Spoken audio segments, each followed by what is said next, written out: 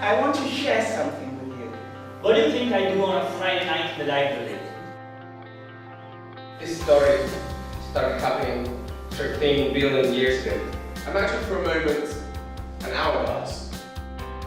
Cocaine, Prozac and nicotine might sound like the contents of a rock star's bathroom cabinet, but actually they're really important for my research. We forget that brains also what like us being here, breathing and keeping our heart beating. What I'm looking at is the synapse between these two cells. Yay, epidemiology. I don't know if he's going to tell me when I finished. Oh, I finished! Our next brave volunteer is Lamya Al-Haj. And Lamya is going to be talking about metabolic engineering of cyanobacteria for biofuels production.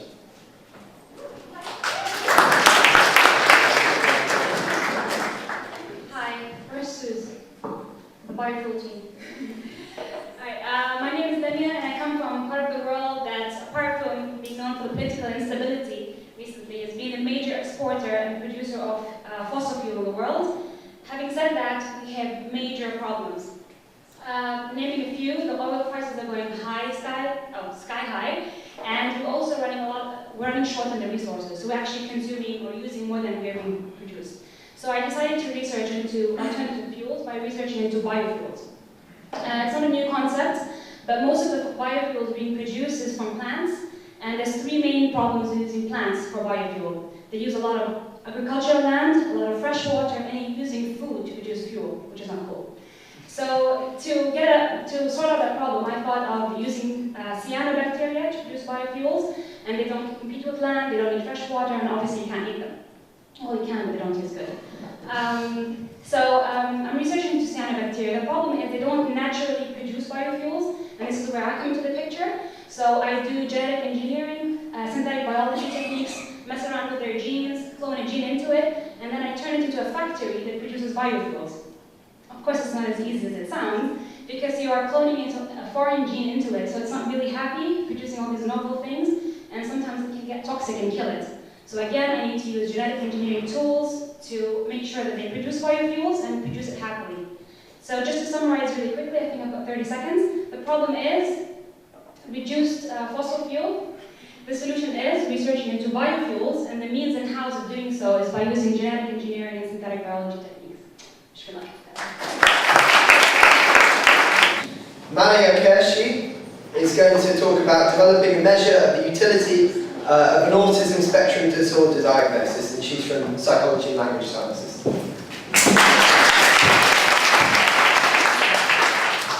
Just sitting there thinking it's far more nerve-wracking waiting to come up here than it is actually being up here. It's actually Maria. Not a very difficult name. Anyway, let's get going. So I'm doing research on autism. What is autism? Autism is basically a sort of development that manifests itself in children before the age of 3, and it's characterized by difficulties in behavior, social interaction, and language. Now, it's sort of surprising since there are 1 in 100 people in the UK, it's estimated, have autism. That means there's almost about just over 500,000 people in the UK at the moment with autism, and there's hundreds more being diagnosed every year. And it's a little surprising that there's actually no way of finding out whether this diagnosis is helping anyone. Is it useful for them or not? So that's what I'm basically trying to find out. So I spent the past 6 months developing this questionnaire, this little tool to find out whether parents find their child's diagnosis helpful for their child or not. Is it helping them access more services? Is it helping the parents feel more empowered and feel more in control of their child's future? Is it helping other people understand what is wrong with their child? Or is it just leading to more stigma, more discrimination, and negative attitudes from other people? So basing it on all these themes, I've got 33 statements and the questionnaire, so I'm going to start data collection soon, hooray. And I'm not a PhD student, so I don't have 3 years to do this. I have to get this done by August. And it's supposed to be used clinically. I'm hoping it can be used clinically to measure change over time, to see whether the actual diagnosis is really helping anyone or not. And hopefully it can improve the quality of life of people with autism and their families, and sort of educate other people about it as well. So thank you for your time.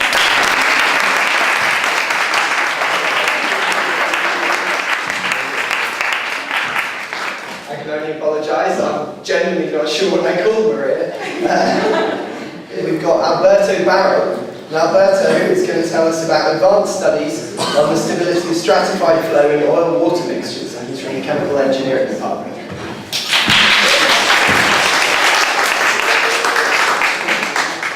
Hello everyone. Last year, I was living in Madrid and working in the pharmaceutical market. And I was up to something because I decided to come here to pursue my PhD in something completely different. A study of stratified flow of mixtures of oil and water. I looked at a couple of white papers and it took me 1 minute and a half to become passionate about it, which is about the time I have right now to get really passionate. Now, oil, our entire life depends on oil, and oil at the beginning is something nasty, ugly, displeasing. But the story of oil is the story of Cinderella, and it starts from the moment you get the oil from a rock and get it all the way along the sea, on shore, to become a butterfly and be something nice to us. Now, along with the oil, you have amounts of water, and here it is where my research comes to place. I want to know what happened in the pipe with these two at all times. Now, please bear with me 1 more minute. Let's do an experiment, okay? And you can do it with your friends, with your sister, with your mother-in-law, with your boyfriend, maybe with someone you like as well. Get a bottle, put some water, top it up with oil, cover it, tilt it this way so you have it horizontally. You see, oil and water doesn't mix. They like to remain separate, stratified.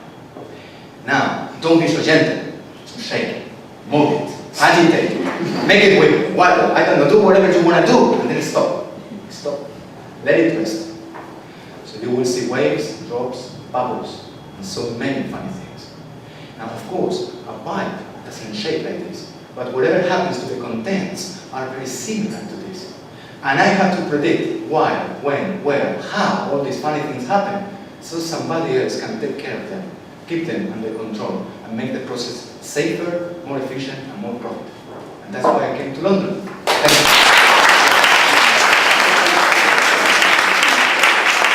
The runner-up from the master section was Maria.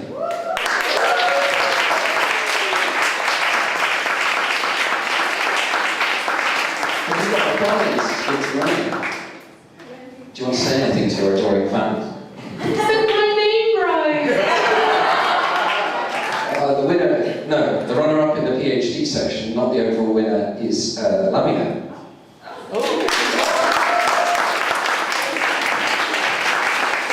Do you have a word for your fans?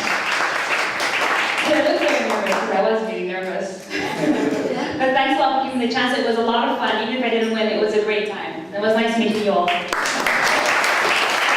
The big winner tonight, taking home 4 £50 notes. Not really considered legal tender in many shops in London, because there's so many counterfeits out there. I suggest spending them in the bar upstairs. The winner is Alberto.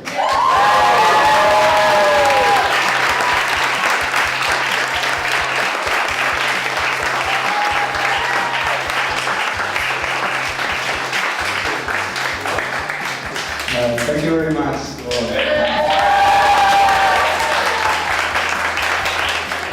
I actually received an email, UCL account, and I took a look and I decided I liked this presentation, so I decided to send an email and see if I could participate. Have you done any other public engagement events before?